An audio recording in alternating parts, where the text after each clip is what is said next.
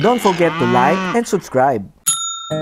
Ayan, so ito yung mga in-demand sa mga med student or sa mga high school student na kailangan nila ng i-dissect. Oo, ito yun.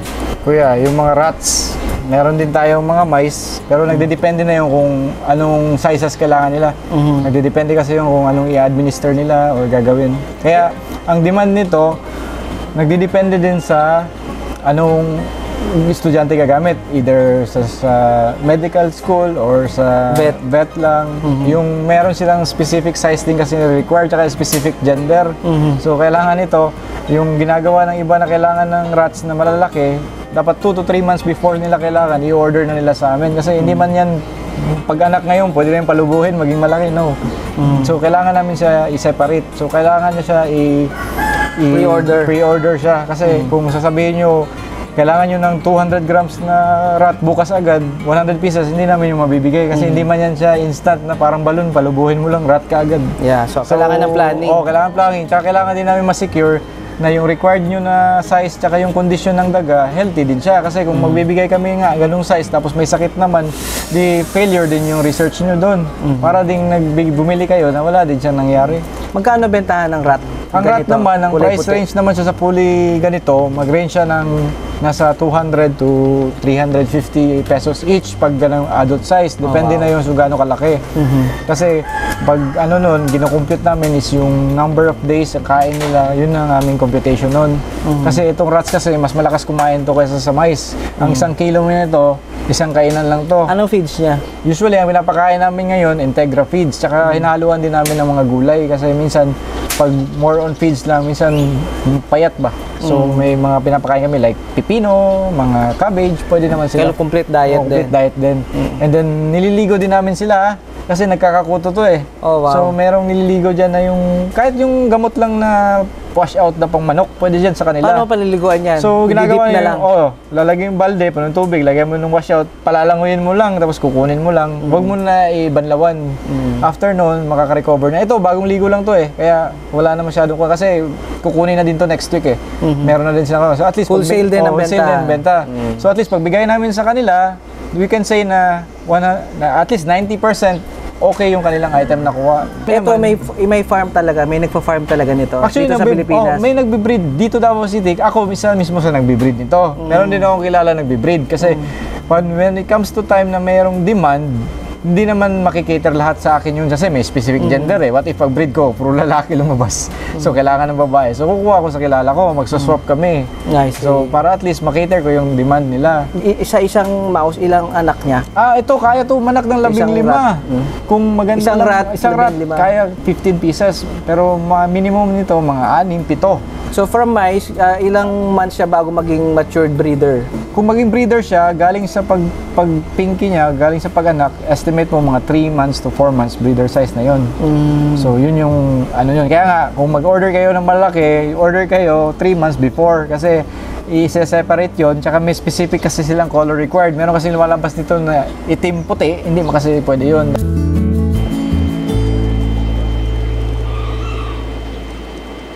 So ito maliliit, mga mice. Ito white mice. Ano naman ang market nito? Ito naman, market nito, usually ngayon ang in-demand nito kasi maraming nag-aalaga ng ahas dito sa amin.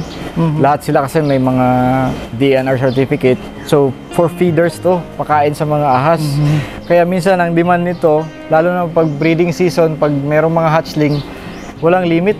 Like 1,000 pieces, you can sell them in just 2 days. Ganun kalakas ang demand. Kaya nagbe-breeding kami nito kasi ang sizes na in-order nito nagdi-depend din sa size ng ahas. Meron din nag-order nito na bagong anak, meron ding 1 week old, meron ding small, may medium, may large size. Kaya yung bagong anak, iba pinapakain sa monster fish. Pinapakain sa monster fish or pinapakain doon sa maliliit na mga ahas na hindi makakain ng white mess na malaki. Mga baby pa. Yun yung ginagawa. So kailangan nito, may sarili kang production para meron kang control sa sizes. Kung may order sa'yo, at least makater mo. Samantalang sa akin naman is kahit na wala akong stock na ganung size, may mga kilala naman ako na breeder din at the same time, pwede ako makakuha sa kanila. Yun lang, yung price lang din, tinatawaran ko at least para maka-markup lang kahit konti kasi wholesale price naman ang demand. Yeah. Pero ginagamit, so ito, lumalaki siya ng... Lumalaki siya siguro mga thrice the size lang. Also, iba din, ginagamit to, same with the rats, ginagamit din siya for experiment purpose. Pero depende na din sa kung anong study gagawin. Pero also, yung rats ginagamit din yan nila pagpakain sa mga ahas kasi minsan yung mga ahas na malalaki, gusto nila rats Mga pythons para na, no? malaki. Lalo na yung hinahabol nila yung weight, mas malaki kasi yun, mas malakas ang protein, yun ang pinapakain. So double purpose yan. Yun yung demand nito. Ito ba kuya pag nakawala yan, may possible na dumami siya? Ito pag nakawala to, marami naman talaga kami nakawala nito, no? Hindi talaga dumadami. Kinakain talaga ng local na daga natin or kinakain ng pusa. Kasi ito sila, hindi nila alam kung ano yung life outside sa kanilang aquarium. Sanay kasi sila na yung tubig nila, nandyan, yung pagkain dyan, tapos dyan, may malinis na water bottle, meron silang beddings, ganun ang setup nila. Once na makalabas yan sila, hindi man nila alam kung anong pwede kainin, saan tumira. Yung survival instinct nila, pagpasok nila sa mga butas, kung may daga doon o ahas, kakainin lang din sila. So wala silang chance na dumami. Kaya kung gusto mo sila paramihin, facility talaga, gagawa ka ng breeding facility, ganito aquarium. Tsaka dapat alam mo din yung requirements nila kasi kung yung setup mo karton, galabas yan. May nagpipet ba ng ganyan? May nagpipet ito. Actually, merong mga fancy din na mga white mice, yung mga iba niyan, may mga satin, may iba, may mga kulot, may long hair, may mga ganun. Oh, wow. Actually, meron ako nakita ng yan, meron na yata sa Pilipinas Pero yun lang, ang presyo niya medyo mahal kaysa dito. Pero ito, magkano bentahan nito? Ito naman, sa ganitong sizes naman, by piece lang siya. Kung sa retail naman, selling namin niya sa 25 each. 25 pesos?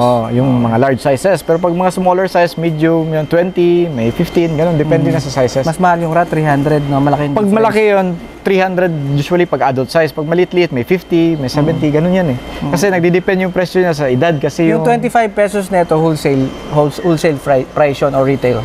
Yung 25 wholesale yan sa malaking size. Wholesale niyan, magbaba pa yan sa 20. Depende sa size. Okay. Kung depende din sa number of pieces na kunin.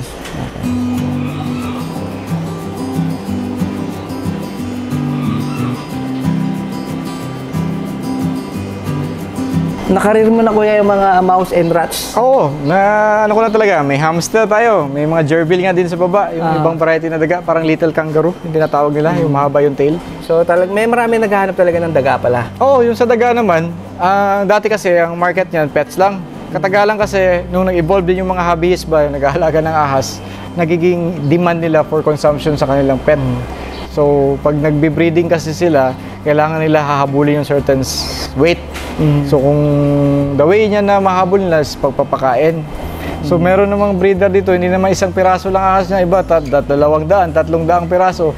So, sa isang ahas, kakain ng 3 daga. So, yung demand yan, sa 300, di 900 pieces na daga. So, yun yung nagiging income. Meron ka na bang zoo na, na susupplyan? Sa zoo, wala naman ako nasusupplyan. So, meron na yung mga hobbyists at saka breeder lang. Sila kumukuha. Sanctuary sila sa bahay Salila nila. Yung may mga permits galing sa yung mga may farm permit, may DNR permit. Sila yung mga constant na customer ko. Tsaka iba din, mga pet shop kasi sila din yung nagre-resell.